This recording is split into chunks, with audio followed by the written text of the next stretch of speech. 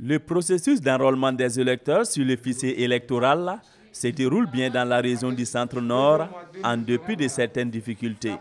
À Kaya, dans le San-Matenga, l'affluence est manifeste, avec une moyenne de 3000 personnes enrôlées par jour, selon les responsables du processus. Dans notre commune, Dieu merci, ça va. Jusqu'à présent, on n'a pas rencontré de grandes difficultés. C'est au démarrage qu'on a eu un peu de difficultés, en tout cas, mais présentement, on essaie de le résoudre. Voilà, et tout va bien.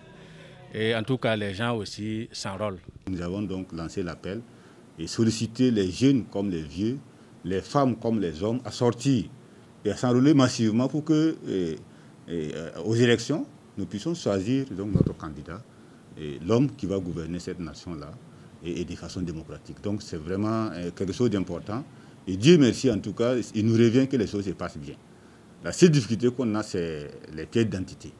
L'une des préoccupations de la région était sans doute la prise en compte des déplacés internes dans le processus d'enrôlement et l'accessibilité de certaines zones dites d'insécurité. Des difficultés auxquelles la Commission électorale provinciale indépendante ne manque pas de solutions.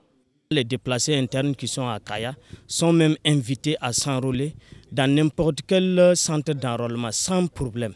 Sans problème, ils s'alignent pour peu qu'ils aient seulement les documents autorisés, c'est-à-dire le passeport et puis la pièce d'identité en cours de validité. Nous est revenu comme quoi des zones sont actuellement difficiles d'accès, compte tenu justement du contexte que vous connaissez, l'insécurité.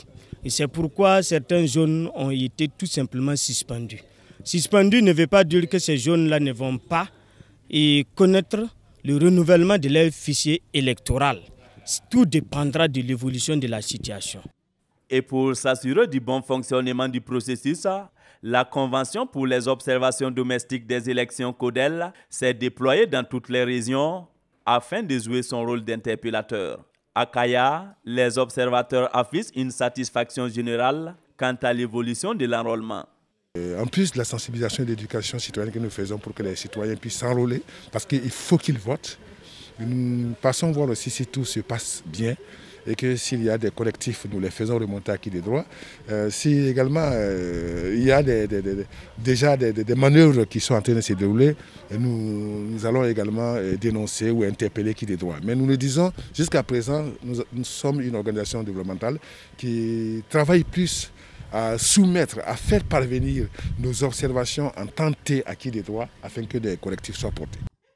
Après le tour des bureaux d'enrôlement, les observateurs de la CODEL se sont entretenus avec les autorités régionales, notamment au sujet de leur accompagnement pour la réussite de l'enrôlement dans la région du Centre-Nord. Rappelons que cette sortie de la CODEL a été rendue possible grâce au soutien de la coopération suisse, de l'Union européenne et de l'ambassade du Danemark.